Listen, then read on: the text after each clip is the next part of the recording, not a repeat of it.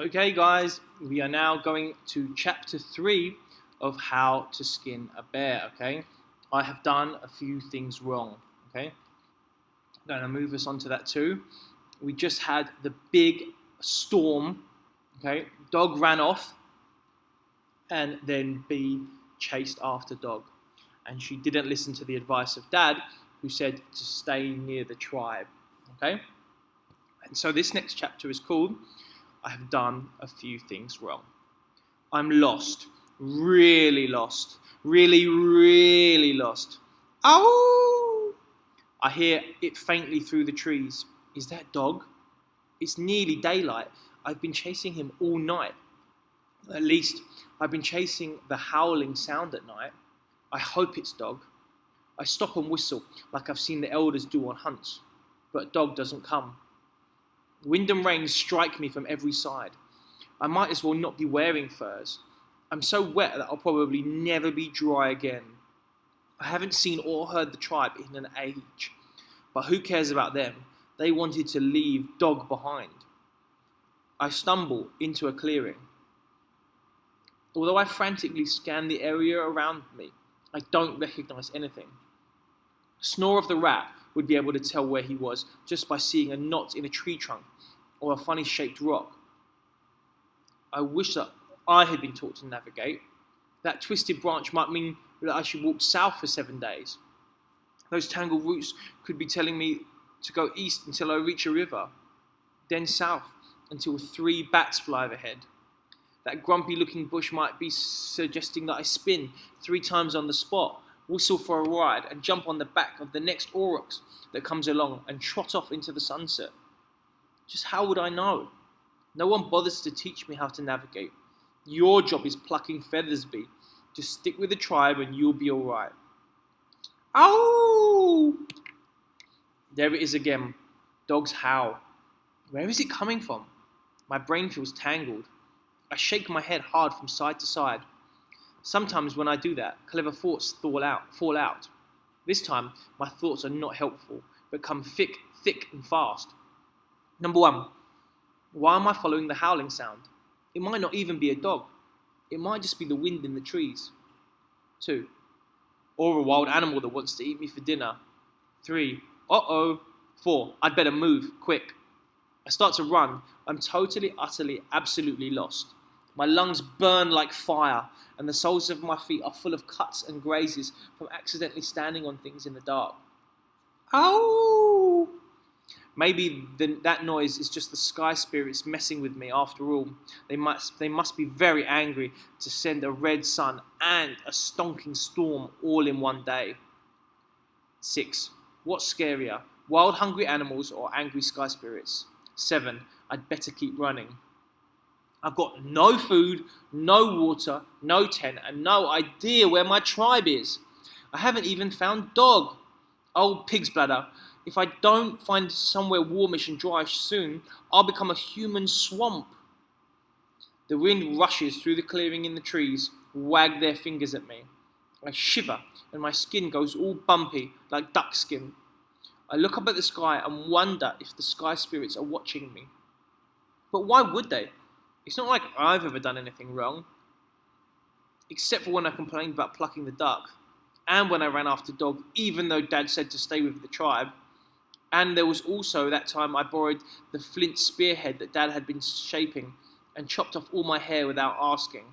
And that other time when I carved a picture of a dog into the side of Dad's drum, only he said it didn't look like a dog at all, more like a pig with a bellyache. Okay, so I have done a few things wrong. I still need to find dog. Though. I start tramping uphill, but I'm tired, really tired. Totally, properly, really tired from being awake all night. My heavy eyelids begin to droop. I can't help it. Desperately, I try to open my eyes wide and stare. I even hold my eyelids open with my fingers. When I realise that this simply won't work, I pick up some short sticks from the forest floor and attempt to prop my eyelids open with them. But I just poke myself in the eyeballs. Eventually, despite all my efforts, I'm walking with my eyes closed. That's how I fell into the hole.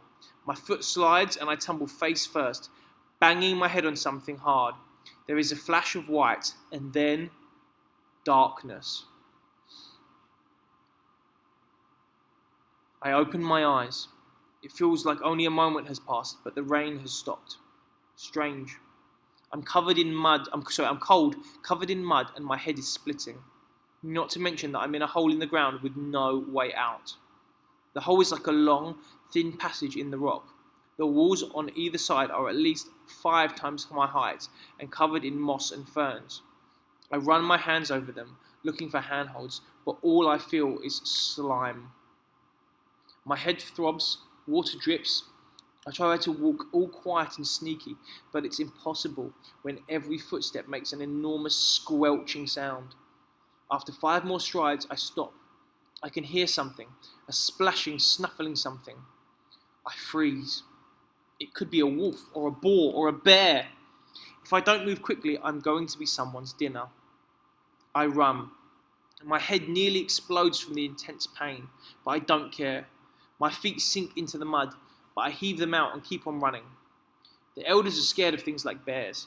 No one has ever faced anything that big alone and survived since Glinting Fang killed the cave lion. I run and run, dash around the corner, and then I see it. A tree trunk as big as an aurochs blocks the passage. There's no way around it. The sound is becoming louder. There is no other way. I'll have to climb. The tree is covered in slimy green moss. Desperately, I throw my arms up and dig my fingernails into the moist bark. My hands slip, my feet slide, and I fall back into the mud. My head pounds like a banging drum. I'm not going to die because of a bit of slime. I jump up at the tree trunk once again. My belly skids against the moss-covered trunk, and before I know it, I'm tumbling over to the other side. Frantically, I try to grab the thick trunk, but it's much too slippery. Losing control, I slide right over the top and roll into the cold, thick mud. Ouch! I cry, rubbing my sore head. The light blacks out for a moment. I can't tell if it's the sky spirits messing again, or just because my head is all funny. Something scrabbles and whines nearby. I have to move. Right ahead of me is a little nook in the rock. It's just high enough and deep enough to hide a bee-sized person. Peeling myself out of the sludge, I crawl inside. Just then, the snuffling, whinnying creature leaps over the tree trunk. My head is full of pain and strange lights. I can't see, I can't move. I curl up into a tiny ball. Seconds later, something wet and furry is sniffling and licking my face. I groan. I can't believe that I'm going to die like this. I squint one eye open. The thing that's licking me isn't a wild beast at all. The thing licking me isn't a wild beast at all. It's dog. That is the end of the chapter. Bee's having a really terrible time stuck in a big pit full of mud and squelch. Can't get her way out, but she manages to get into a little hole that she finds just for Bee. But then she thinks it's a big animal coming to get her and eat her. But it's not. Dog has arrived.